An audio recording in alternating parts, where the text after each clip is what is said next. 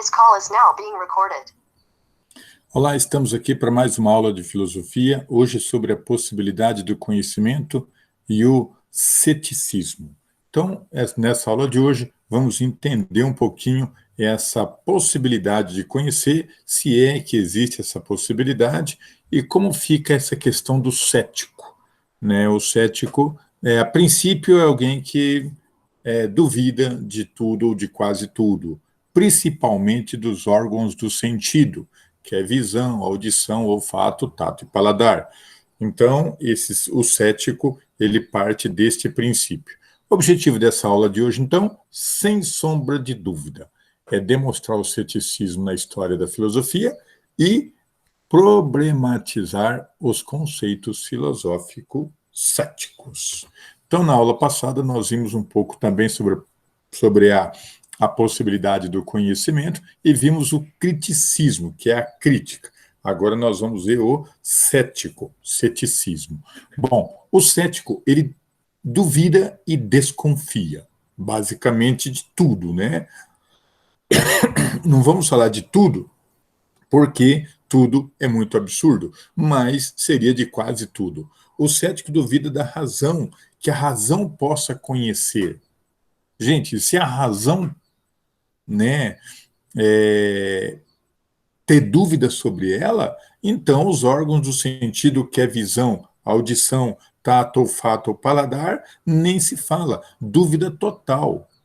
Então, é impossível conhecer algo na visão do cético. A gente não conhece algo. Então, quando eu acho que isso aqui é uma caneta, pode ser que alguém use ela para ser uma arma e não uma caneta. Mas até o momento eu estou vendo uma caneta, mas pode ser usada por uma arma. Então ela deixa de ser caneta. Então, quando a gente conhece e acha que conhece, aparece uma outra coisa diferente, uma outra caneta. Ah, Nilson, mas caneta é essa que tem esse bico aqui. Mas aí aparece essa outra caneta. Ó. Peraí. Quem é caneta? É essa aqui ou essa aqui? Ou essa aqui com esse bico? Ou ainda, essa aqui? O que é caneta? Então, essa dúvida, o cético começa a duvidar se realmente existe essa expressão caneta e como que ela é concebida do contexto histórico.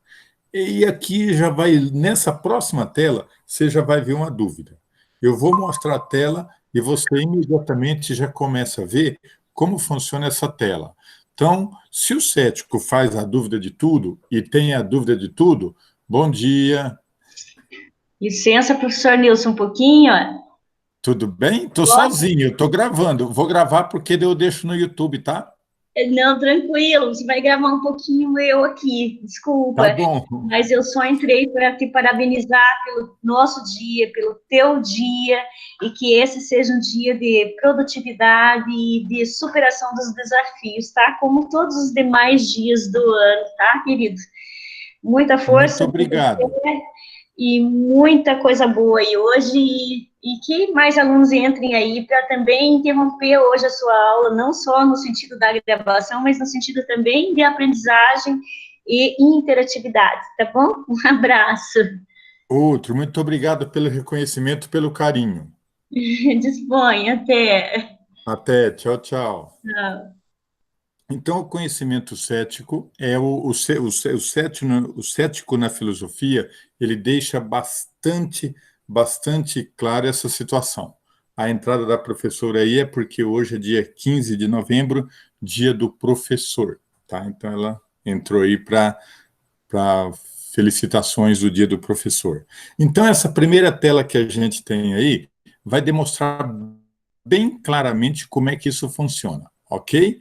Então, aqui, olha, quando você vê essa imagem pela primeira vez, você acha que é o rosto de uma mulher, sei lá, alguém viu o rosto de uma mulher. Mas alguém viu nessa imagem aí, por exemplo, dois cavalos, dois animais. Dê uma olhada nisso. Mas aparentemente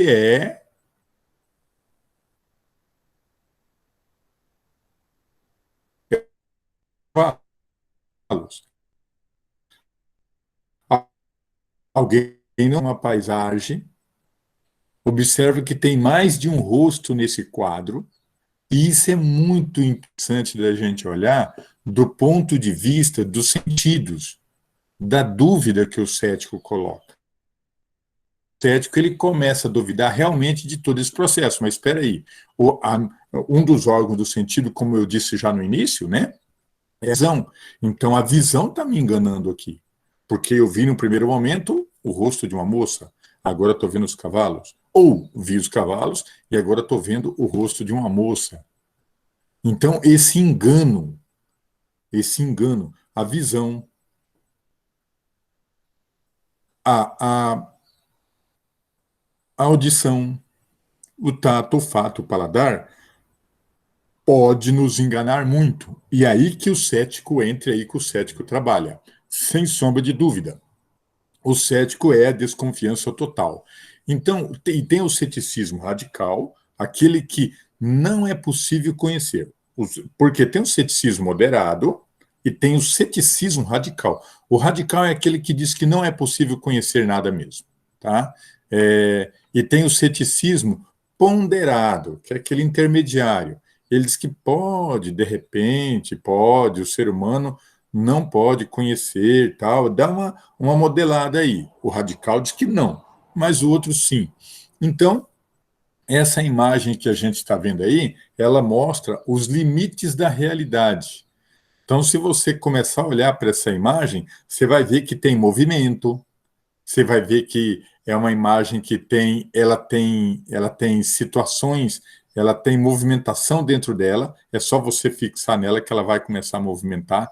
Então, tudo isso demonstra o engano que os órgãos do sentido causam na nossa estrutura. E isso é que o cético vai trabalhar. Uma pergunta. Diferencia o ceticismo moderado do ceticismo radical. Qual é a diferença do... O moderado eu já disse para vocês. O moderado é aquele que, olha, o ser humano realmente tem dificuldade, pode ser que ele não... Mas existe ainda uma possibilidade do moderado. O radical não. O radical diz que não pode conhecer. Então vamos lá. Qual é a resposta? No caso do radical, o cético ele postula a impossibilidade de conhecer. Impossível. E no moderado, pode ser que se chegue a um conhecimento. Então, já o ceticismo moderado acredita que é uma suspensão de juízo, que a gente pode, de repente, estar enganado, e assim por diante. E aí tem o Gorgias. Gorgias é o mestre da retórica. O que é a retórica? Essa arte de eu falar, você responder, e eu respondo, você fala, eu respondo, você fala. Só que, Gorgias, vamos ver se ele é radical ou se ele é moderado. O ser não existe. O ser não existe. O ser caneta, o ser lâmpada, o ser celular, não existe. E segundo ele, se existisse alguma coisa, não poderíamos conhecê-lo. Então, porque nós não conhecemos o celular, nós apenas fazemos ligação, mexemos no WhatsApp, fazemos uma série de coisas no celular, mas nós não o conhecemos direito. Não sabemos como é que funciona. Você sabe como é que é processado a ideia de mandar o vídeo, de receber vídeo, de mandar mensagem, receber mensagem, de gravação. Alguém fala, eu pego, ligo aqui e gravo. Quem é que falou? Você sabe como é que funciona isso? Então a gente não sabe como é que funciona isso direito. A gente sabe que funciona, isso está funcionando. Mas como que é processada essa ideia, a gente não o conhece. E se conhecer, não podemos comunicá-lo. E eu não posso, eu não consigo. E se eu conhecer, eu não posso explicar para vocês. Não posso, porque vocês não entendem de programação, não entendem de processo de máquina. Então, o celular não pode ser conhecido, porque a gente não conhece como que a máquina processa. E se conhecer também, eu não posso explicar, porque se eu for explicar, vocês não conhecem, porque não conhecem de engenharia de transmissão de dados, engenharia de computação, engenharia de software. Então, não daria para explicar isso aí mesmo, porque não há uma compreensão desse processo. Ele vai fazer a separação entre o ser o pensar e o agir, entre ser, entre eu pensar, entre o ser, o celular, por exemplo, entre o ser celular, entre eu pensar a estrutura do celular e entre eu agir com o celular, são três coisas diferentes, né? Então, e ele diz que o ser não é revelado pelo pensamento. Então, normalmente, não se revela esse ser. Vamos ao quiz desse até aqui, nessa definição. O ser humano é totalmente acessível ao intelecto? E B, o ser não existe. E mesmo que se existisse, não seria possível conhecê-lo? Então, nós ficamos com a letra B, que é a mais correta.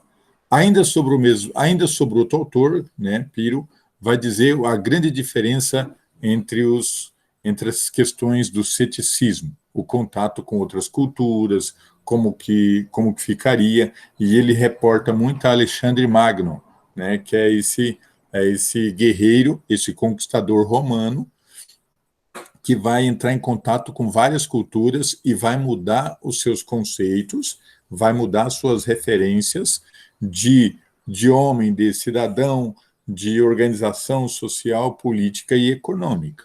Então, segundo ele, o ceticismo pode ser feito mudanças ao longo do período. Então, aqui já é um cético moderado. Ele abdicou dessa ser verdadeiro, suspendeu essa ideia de ser verdadeiro, e ele diz que a atitude coerente é uma suspensão de valor. Então, provando que ele é um cético moderado e não um cético radical, igual tínhamos visto há pouco tempo, né? E ele vai trabalhar também a questão da postura da infelicidade na postulação da verdade. Então, normalmente, o radical, o cético radical, e todas as ideias filosóficas radicais, segundo ele, causa frustrações. Ou seja, a pessoa fica frustrada porque a gente não tem respostas para o radicalismo de forma concreta. Então, mesmo na situação política, na situação social, todas as pessoas radicais correm o risco de ser infeliz, porque normalmente quem é radical nas posições sociais, políticas e econômicas, normalmente erra. Ou seja, as coisas nem sempre trabalham da forma que tem que ser trabalhada. A atitude acertada é a incerteza. Então, a atitude acertada normalmente é a incerteza. Tem um pouquinho de incerteza? Ok. Não a incerteza radical na visão dele. E ele vai dizer exatamente isso, que a atitude acertada, pois é a incerteza e fugaz. Aqui tem Michel, que vai fazer a questão das crenças, que vai buscar na Idade Média a questão do ser cético e das crenças. Logicamente que um ser cético um pouco mais radical vai levar ao ateísmo, né? Porque o ateísmo ele é originariamente de uma questão cética. Então, o ateísmo normalmente origina desse princípio. E ele vai colocar aqui que é a valorização, e Michel vai tentar fazer isso jogando para uma filosofia de valorização da subjetividade. Por quê? Porque ele não quer ser contra Deus.